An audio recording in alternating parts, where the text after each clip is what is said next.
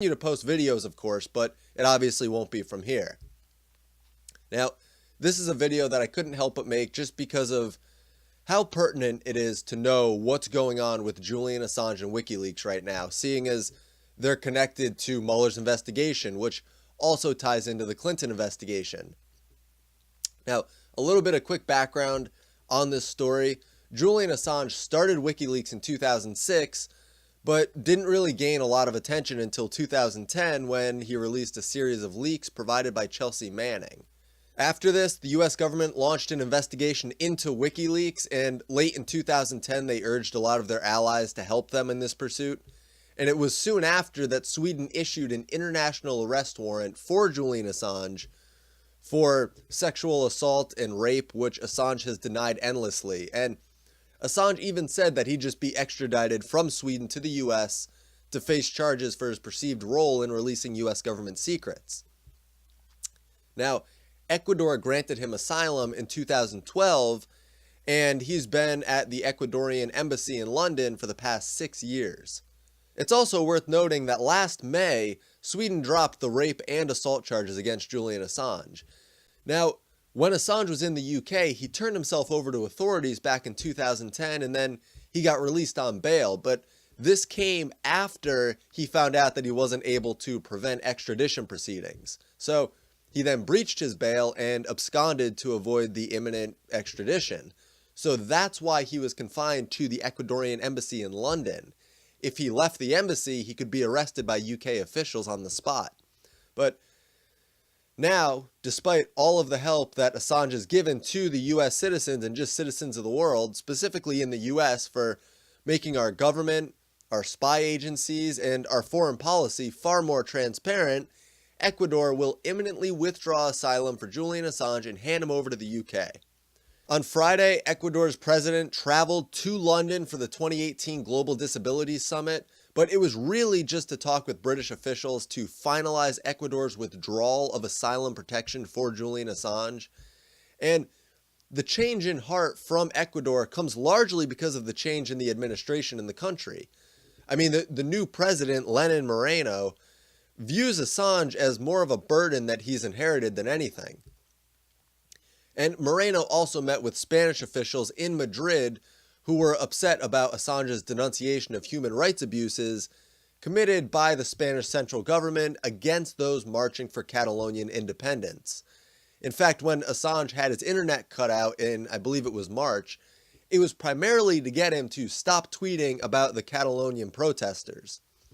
Now, the previous Ecuadorian president had said that the new administration has brought Ecuador back to being highly subservient and submissive towards Western governments. So when any Western country pressures Ecuador to kick out Julian Assange, it's fair to speculate that they're pulling the strings here behind the scenes. Not to mention that Trump and his officials haven't exactly been welcoming to Assange. In fact, there's almost no chance that Moreno will obtain a guarantee from the UK to not extradite Assange to the US, where the US administration would prosecute Assange, supposedly. I mean, Mueller's team has a desire to get hold of Assange and figure out who released the DNC, Clinton, Podesta emails, and the CIA wants to get a hold of him for releasing CIA documents. But Trump, I think from the start it's clear that Assange was a major factor in getting Trump elected by destroying Hillary's favorability through her emails, at least to the people who would be receptive to a leak that damaging. And granted, Hillary kind of destroyed her own favorability, but, that's another issue. And it's also clear that WikiLeaks has never released anything since 2006. They haven't released anything, faked or fabricated. So I have my doubts about what Trump will do with Assange or what Mueller will do, but what Mueller will do, I really can't say. And what other prosecutors would do, I can't really speak to that. But Trump can pardon him if he comes to the US. I mean, if Assange stays at the Ecuadorian embassy until the next administration comes in after Trump, hopefully in 2024, then there's no guarantee. And, I'd say that it's rather unlikely that that administration then would be as willing to pardon Assange as we have reason to believe Trump is. And here's another thing to consider. Trump can't support Assange right now. He can't say that he supports Assange. He can't say it. Otherwise, the swamp in the UK will never release him to the US, and the US media would of course be all over Trump for that, just like they are for everything. And the UK would go on to prosecute Assange for skipping bail, and then Trump won't be able to get a hold of him for what I think would turn out to be a positive thing for Assange. Now, Assange faces 3 months in prison and a fine for failing to comply with bail conditions, but his lawyer argues Assange already served the prison sentence that would go along with those charges. And it's also clear why Assange had a fear of being extradited to the US under Obama.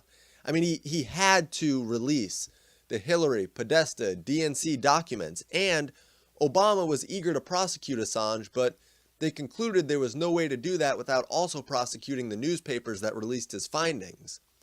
It would create a precedent that would enable criminal prosecutions of media outlets in the future. And I understand this, I see where it's coming from, but I don't entirely buy it, because I think that the difference between Assange and newspapers who reported on his findings, I think that difference is quite clear. Assange originally released the documents, and somebody gave them to Assange, and the DOJ has a practice of prosecuting the leakers themselves, but Assange was the first to bring it to the public light, whereas the other newspapers who report on his findings aren't the first.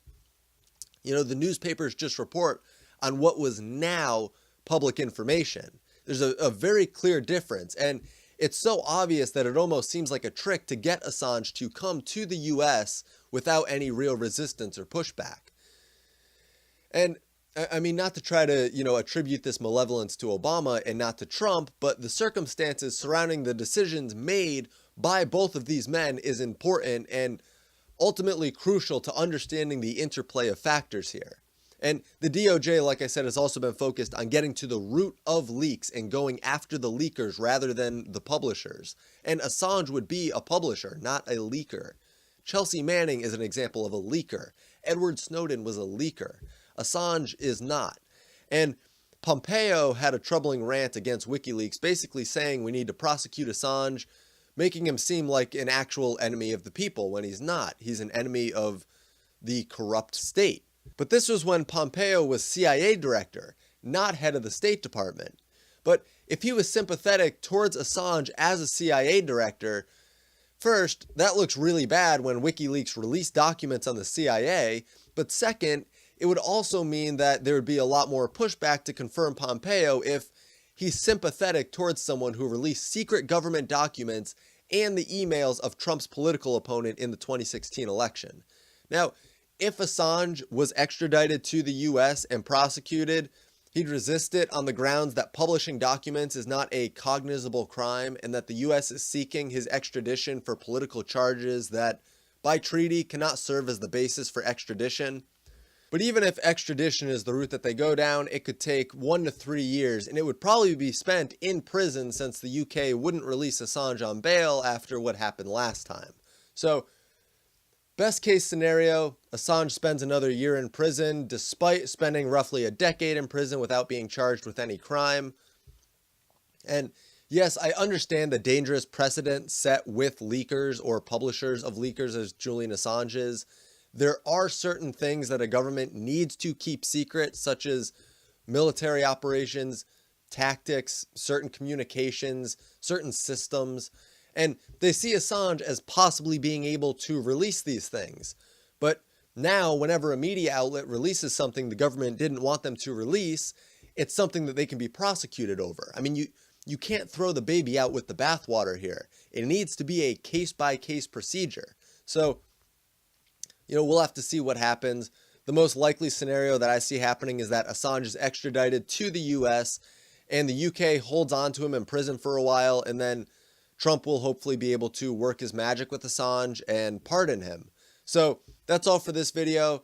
As I said, I'll be on the road tomorrow, so every other video for quite a while will be on the road. Thank you all so much for watching. Patreon, merch, and donation links are